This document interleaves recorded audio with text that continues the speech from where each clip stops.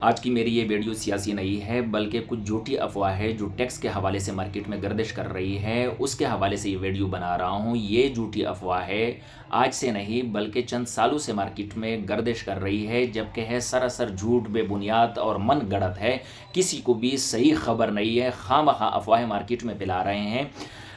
در حقیقت ہماری پاکستانی قوم کا المیہ یہ ہے کہ یا تو پوری بات کو سنتے نہیں ہے، اور یا جو سنانے والا ہوتا ہے ان کو پوری بات کا علم ہی نہیں ہوتا، تو اس کی وجہ سے نامکمل بات عوام الناس تک پہنچتی ہے اور مارکیٹ میں ایک افواہ بن جاتی ہے، جس کی وجہ سے ہر بندہ ڈر جاتا ہے، پریشان ہو جاتا ہے کہ یہ گورنمنٹ کیا کر رہی ہے اور اتنا ٹیکس کون دے گا، کیسے بھرے گا اتنا ٹیکس، یہ تو ہماری گورنمنٹ نہیں ہے، فلاں ڈمکا، اس طرح کی کہانیاں، اور اس کی وجہ سے پھر کاروبار بھی ٹپ ہو جاتا ہے، کاروبار بالکل فلاپ ہو جاتا ہے۔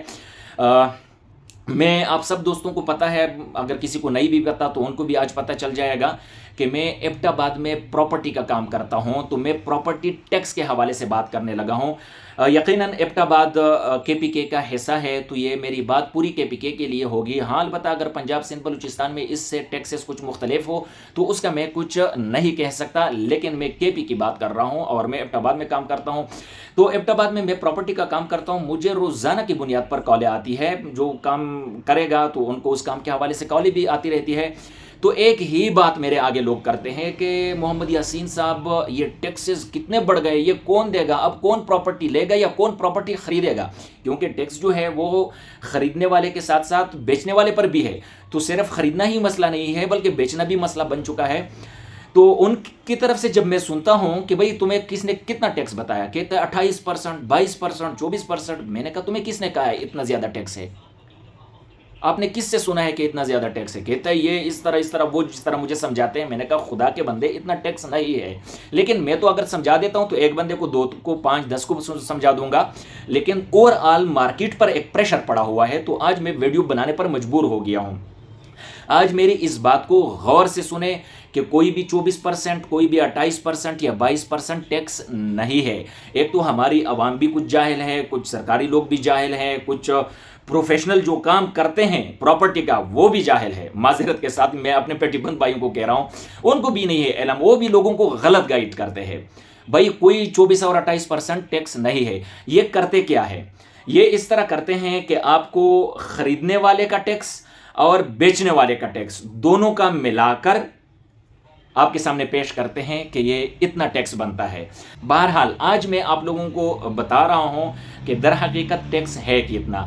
آپ غور سے سنیں، جو پراپرٹی بیچنے والا ہوتا ہے اگر وہ فائلر ہو تو ان پر 4% ٹیکس ہے۔ پراپرٹی بیچنے والا اگر فائلر ہے 4% ٹیکس ہے، جو کہ یہ بیچنے والے نے ہی دینا ہے، اس کے ساتھ خریدنے والے کا کوئی لینا دینا نہیں ہے۔ اور اگر بیچنے والا نان فائلر ہے تو پھر 4 نہیں 8% ٹیکس ہے۔ یہ آپ نے سیکھ لی، اگر فائلر ہے تو 4%، نان فائلر ہے تو 8%۔ اب آ جائیں خریدنے والے کی طرف، اگر خریدنے والا فائلر ہے تو 8% ٹیکس ہے، اور اگر نان فائلر ہے تو 16% ٹیکس ہے۔ یہ دونوں باتیں آپ نے نوٹ کر لی۔ اب مجھے یہ بتائیں کہ کون پاگل ہوگا کہ ان کے پاس ایک آپشن موجود ہوتا ہے 16% دینے کی جگہ پر 8% دینے کا، کون ہوگا جو 16% دے گا؟ تو وہ اپنے آپ کو فائلر کیوں نہیں بنائے گا؟ کیا فائلر بننے سے کوئی موت پڑتی ہے، کوئی ہارٹ اٹیک نہ آنا ہوتا ہے؟